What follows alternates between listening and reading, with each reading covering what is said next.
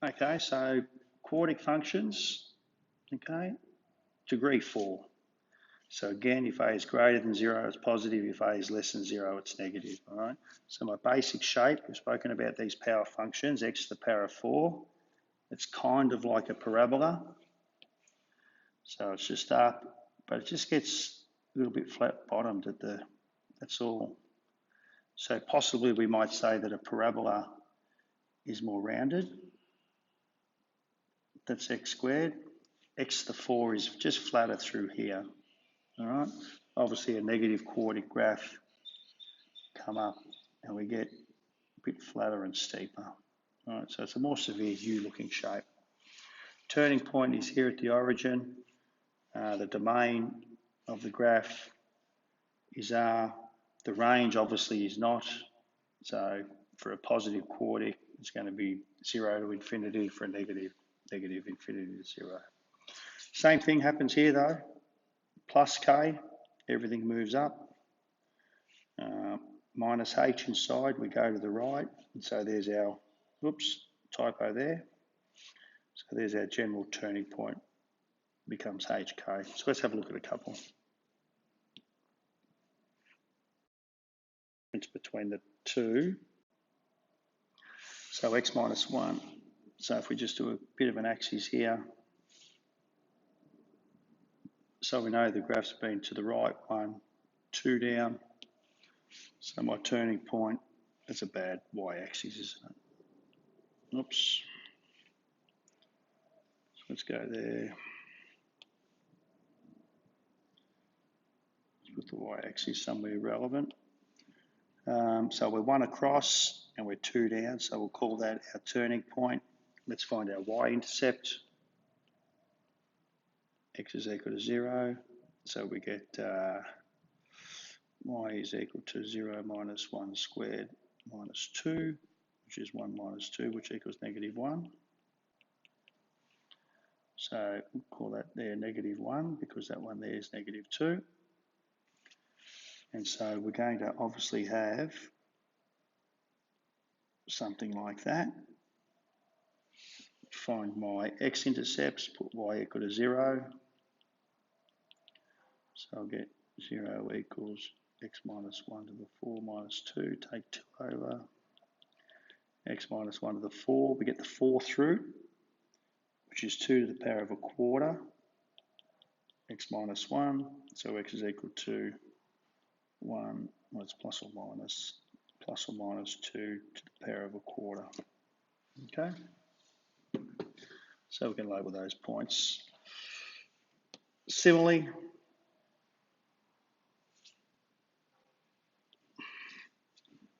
what's that going to do? We're going to go to the left 1 unit, we're going to go up 2 units, so my turning point is there. So no x-intercepts in this instance. Put x equal to 0, y is equal to 1 to the 4 plus 2, which equals 3. So we get the point 0, 3. So we see the graph is going to be. So just for all intents and purposes, it looks very much like a quadratic, and you really can only distinguish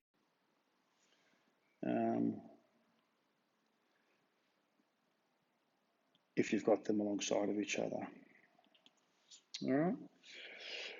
Same sorts of thing. There's my standard form. Okay, if I have 4 distinct factors, that means I've got 4 distinct solutions, which means I have got 4 intercepts. So intercepts at positive 1, positive 2, negative 1, negative 2. Get a y-intercept. If I put x equal to 0, I get negative 1 times negative 2 times 1 times 2, which is equal to 4. Up here somewhere. So my positive quartic starts in a positive, become down. Who knows whether it is perfectly symmetrical, but we'll treat it as so. So again, turning points, we're not sure about, okay? So there's the key points there. if we have a repeated factor, that makes them turning points, doesn't it? So if the factor is repeated, that makes that value a turning point at that intercept, or that intercept, yeah. So if I want to solve this equal to 0, y is equal to x squared out the front, I get x squared minus 2. So that's equal to x squared, x minus root 2, x plus root 2. So if I want to sketch that graph, plus or minus root 2 are going to be intercepts, negative root 2, positive root 2, but at x equal to 0, that's a turning point. So it's going to be turning it somehow. It's a positive quartic graph. So we start from up here, we go through, I've got to get back to my 0. It's a turning point at 0. And so we have our graph that looks a bit like that. In this instance, our graph is an even function. So it reflects nicely about the y-axis. All right. If we have two repeated factors, it means they're both touching at that point and they're both turning points. So this one in here,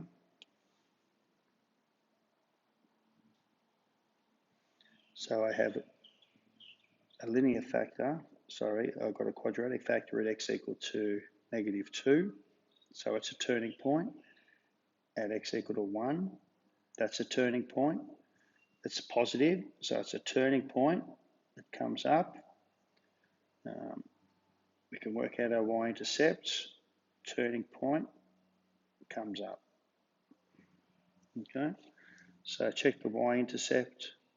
X is equal to 0. We get y equals negative 1 squared times 2 squared, which is equal to 4.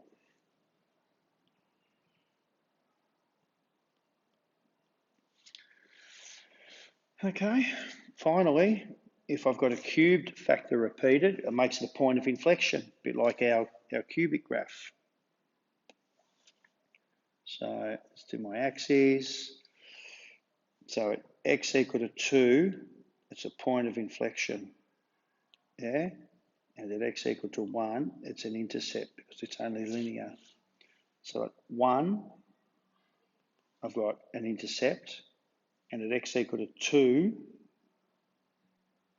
I've got a point of inflection. So we've got a positive. So if I check my y-intercept, is equal to 2 times 0 times 2 cubed times negative 1. So it's 2 times negative 8 times negative 1, which equals 16. So my intercept is up there at 16. I come down through.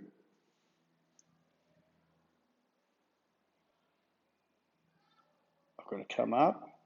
It's a point of inflection there. So I treat it like a little bit of a cubic graph. So that section there, I'm coming up, and then I'm doing a bit like my cubic graph coming up. So it's a bit like that. Okay? And we decided that point there was 16. Pretty close. Find the coordinates, crosses the x and y axes, and hence sketch the graph. So I've got to factorise, don't I? So the easiest way for us, x to the 4, x squared plus 1, it's so close to being a quadratic, isn't it? So sometimes what helps us, if we substitute away the x squared term, so if I just do my own little substitution to make it look like a quadratic, so if I just say that a equal to x, that means a squared is equal to, a equal to x squared, then a squared is x to the 4. So I could rewrite this as y equals a squared minus 2a plus 1. So that's clearly a quadratic, isn't it? If I factorise that, I get a minus 1 all squared. So what we're saying is that a minus 1 all squared, so y is equal to that, So a is something I introduced, so y is equal to x squared minus 1 all squared. All right. So it says, where does it cross the x and the y axis? So let's solve this.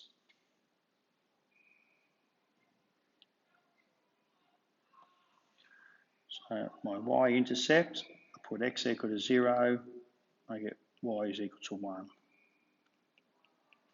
X-intercept, I put y equal to 0, so I put 0 equals, and let's put it in this factored form, x squared minus 1, so if I take the square root of both sides, that means that x squared minus 1 is equal to 0, therefore x equals plus or minus 1. So if I sketch this graph, I'll go up here, I've got a y-intercept at 0, 1, x-intercept at -1, +1,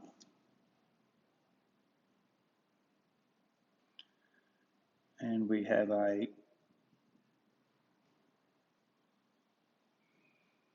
positive, given that my factors here are repeated, these are also turning points, aren't they? So my graph comes down at the turning point of -1. Look, who knows where the other turning point is? Probably there just from symmetry. And we're going to have that. So -1, +1, +1 there. Okay. Okay, just checking the question. Where does it cross the x-axis, the y-axis, and sketch the graph? So we've done all those things. Find the equation of the cubic that passes through. Cubic or quartic, I'm wondering. Probably cubic. So the general formula for a cubic, y equals ax cubed plus bx squared plus cx plus d. So we've got 4 points, 4 unknowns, we have to substitute them in. So I'll set up the equations and we use our calculator to solve. So -10 is equal to a plus b plus c plus d, because I put x equal to 1 up there. If I pick the point -1, 2, y is -1 equals a times -2 cubed plus b times -2 squared, c times -2 plus d, which leads me to -1 is equal to -8a plus 4b minus 2c plus d. So there's an equation. Let's rewrite this one. -10 equals a plus b plus c plus d. Use the third point. 84 is equal to a times 3 cubed, b times 3 squared, c times 3 plus d. So that gives me 84 is equal to 3 cubed, 27a plus 9b plus 3c plus d.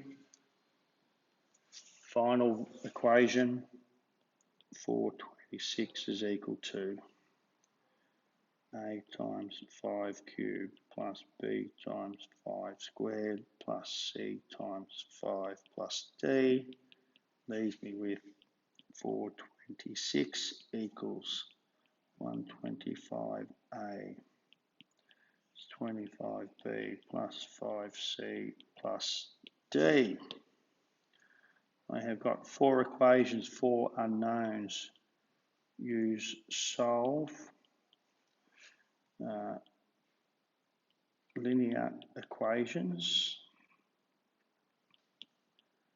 on CAS, and not sure what the answer should be, but I'm sure you can work it out.